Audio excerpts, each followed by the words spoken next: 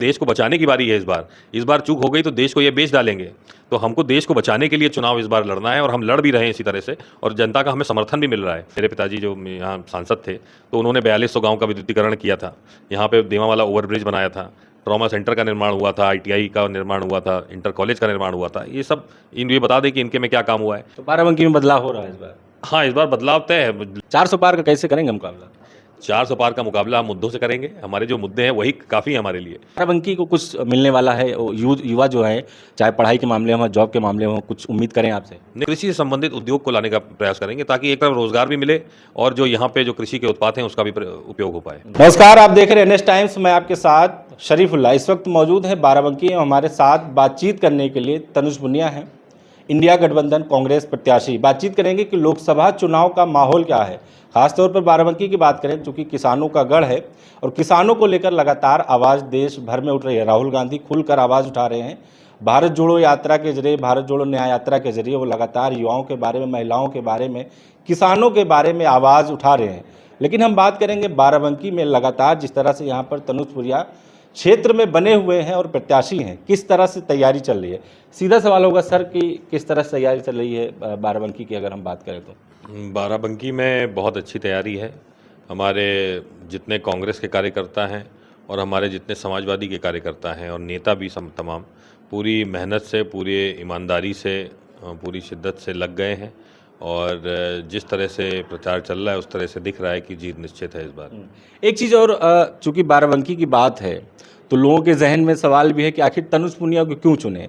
सामने अगर देखें तो मौजूदा सांसद भी उन्हीं के पार्टी के सांसद हैं, हालांकि इस बार टिकट चेंज हुआ है और राज्य में उनकी सरकार है, केंद्र में उनकी सरकार है, तो तनुज पुनिया को क्यों चुने वो लोग?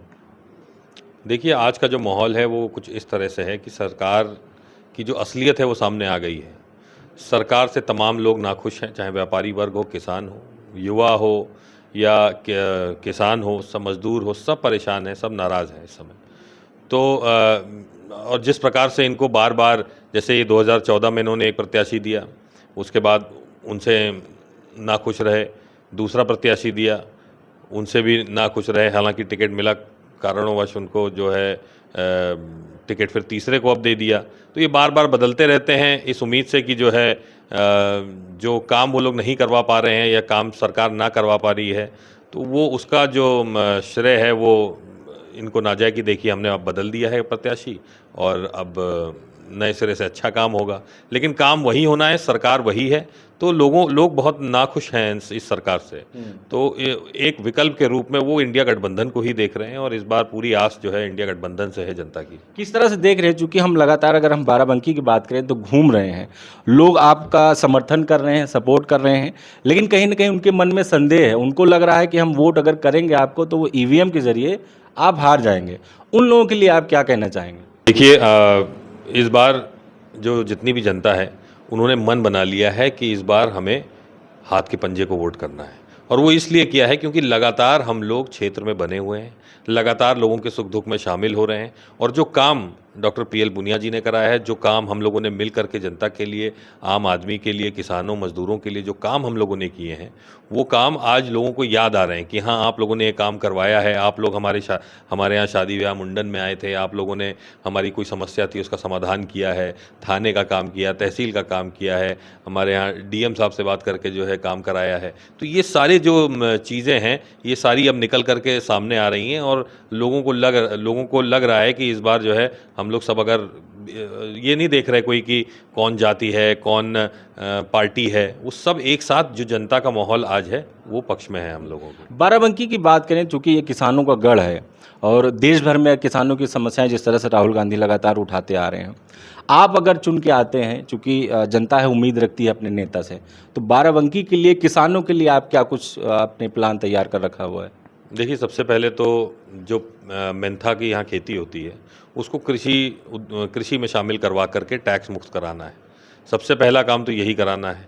उसके बाद उसको MSP के दायरे में ला करके और हमारे जो किसान हैं उनको कम से कम एक सुरक्षा कवच दिया जाए, क्योंकि ज़्यादातर लोग यहाँ पे मेंथा की खेती करते हैं और कोई उसमें प्रोटेक्शन नहीं है, कोई सुरक्षा नहीं है, उसमें कोई आपको कोई भी प्रावधान नहीं दिया गया है उसके लिए। तो मार्केट में जैसे ऊंचे नीचे होता है, कोई भी औने पौने दाम पे जो उनको बेचना पड़ता है वो बेचते हैं और नुकसान उठाते हैं। तो सबसे पहला काम तो मेंथा की खेती को कृषि में लाने का काम करेंगे। उसके अलावा भी हमारे साथ बहुत सारे हैं, जैसे कृषि एक महाविद्यालय या रिसर्च सेंटर की यहाँ स्थापना हो, जिससे क्योंकि कृषि प्रधान जिला है हमारा, तो उसमें कुछ फ़ायदा हो, तो इसलिए हम लोगों ने सोचा है। आप युवा हैं और जिस तरह से आप देख रहे हैं कि जो वादा किया गया था 2 करोड़ रोजगार और लगातार जिस तरह से नौकरी मांग रहे हैं, सड़क पर उतर रहे हैं, लाठीचार्ज मिल रहा है। बाराबंकी से लेकर मैं पूरे देश या फिर अब राज्य के बारे में बात करूंगा कि किस तरह से युवाओं को लेकर आप देख रहे हैं, वो उनके जॉब्स को लेकर या जिस तरह से लगातार बेरोजगारी बढ़ रही है, उसको किस तरह से आप देखते हैं? देखिए, बेरोज़गारी तो चरम सीमा है उसकी आजकल। जो सरकार है मौजूदा, उसने इसको कम करने के लिए मेरे ख्याल से कोई कदम नहीं उठाया है। और निश्चित रूप से मैं ये कह सकता हूँ कि बेरोज़गारी जिस जिस तरह बढ़ रही है, उस तरह युवा आज जो हमारे युवा भाई बहन हैं, उनका भविष्य अंधकार में है। और जो हमारे जो रोज़गार देगा, वही उसी को हमको चुनना चाहिए। तो हम लोग तो लगातार बात कर रहे हैं, हमारे नेता भी लगातार बात कर रहे हैं, मैं भी लगातार युवाओं से बात कर रहा हूं कि रोज़गार आपको आपकी योग्यता के अनुसार मिलना चाहिए। और आपके जहां आपके हैं, मतलब जैसे अगर आप बाराबंकी के हैं तो बाराबंकी या उसके आसपास मिलना चाहिए। हमको दिल्ली जाके अगर अच्छा रोज़गार मिल रहा है, हमको बेंगलोर जाके, सूरत, अहमदाबाद जाके मिल रहा है, तो उसका कोई पॉइंट नहीं है। हमें अपने घर के पास रोज़गार मिलना चाहिए ना, और हमारी योग्यता के अनुसार रोज़गार मिलना चाहिए। तो इसकी लड़ाई हम लोग लड़ेंगे, हर युवा के लिए हम लोग लड़ाई लड़ेंगे, रोज़गार लाएंगे यहाँ पे, ताकि हमारे युवाओं को अच्छा यहाँ पे रोज़गार मिले। तो बाराबंकी को कुछ मिलने वाला है, वो युवा जो है, चाहे पढ़ाई के मामले में, जॉब के मामले में, कुछ उम्मीद करें आपसे? नहीं, बिल्कुल, बिल्कुल।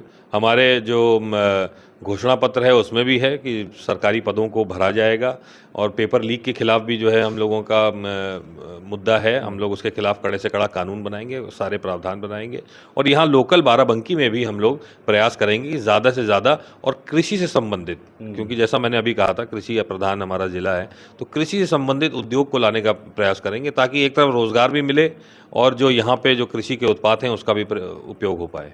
एक चीज़ और, बाराबंकी में कहीं कहीं चर्चा का विषय बना हुआ है, चूँकि शीर्ष नेतृत्व जो है वो गठबंधन कर लेता है, लेकिन मान लीजिए कि समाजवादी पार्टी या फिर कांग्रेस के प्रत्याशी टिकट मिल जाता है, तो दूसरे जो गठबंधन के सहयोगी हैं वो असहज महसूस करते हैं। उनको लगता है कि हमें उतना सम्मान नहीं मिलेगा, हमारी बात नहीं सुनी जाएगी। उन लोगों के लिए आपका क्या कहना है? चूँकि आप कांग्रेस के प्रत्याशी हैं, तो कहीं ना कहीं समाजवादी पार्टी के जो कार्यकर्ता हैं उनके मन में संदेह होने लगता है। देखिए, अभी अभी तो सबसे मिलना शुरू हुआ है, और कांग्रेस पार्टी के तमाम कार्यकर्ता हैं, समाजवादी पार्टी के भी बहुत सारे कार्यकर्ता हैं, और हमारी लगातार मुहिम जारी है कि किसी न किसी तरह हर बूथ के कार्यकर्ता से हम लोग मिल रहे हैं, चाहे वो किसी पार्टी का हो। आम आदमी पार्टी का भी कार्यकर्ता है और तमाम पार्टियों के कार्यकर्ता हैं जो हमारे साथ गठबंधन में हैं।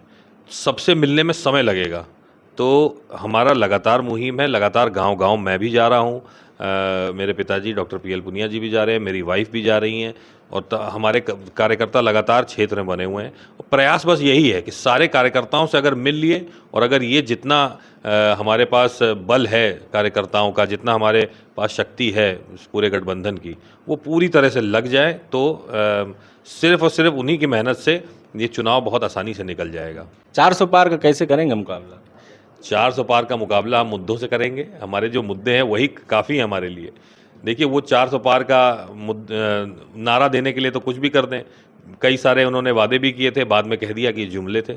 तो कहीं मुझे लग रहा है कि ये भी एक तरह से चुनावी जुमला है, कॉन्फिडेंस बनाए रखने के लिए जनता में। लेकिन उनको ये नहीं पता है कि जनता अब मन बना चुकी है कि इनको उठा के फेंकना है और हमको बस सरकार बदलनी है। नहीं, अब तो कहा जा रहा है ना कि तीसरी बार मौका दीजिए, अब तरक्की की तरफ बढ़ रहे हैं, अब देश की बारी है। नहीं, तो हम भी तो यही कह रहे हैं कि देश को बचाने की बारी है इस बार चूक हो गई तो देश को ये बेच डालेंगे। तो हमको देश को बचाने के लिए चुनाव इस बार लड़ना है, और हम लड़ भी रहे हैं इसी तरह से, और जनता का हमें समर्थन भी मिल रहा है, हर जगह मिल रहा है, हर वर्ग से, हर जात, हर बिरादरी से मिल रहा है, और हर धर्म से भी मिल रहा है।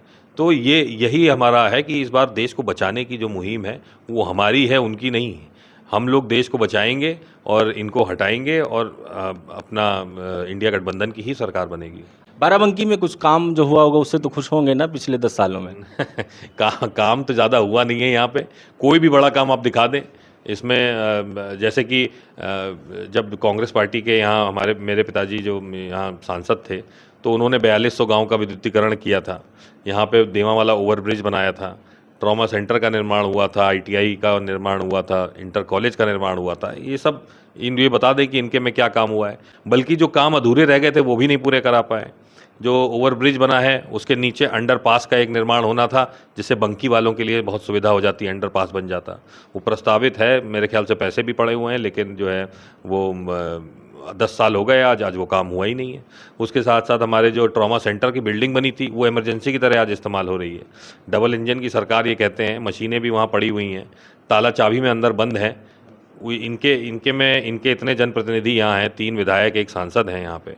इससे पहले तो 5 विधायक थे जिले में इनके।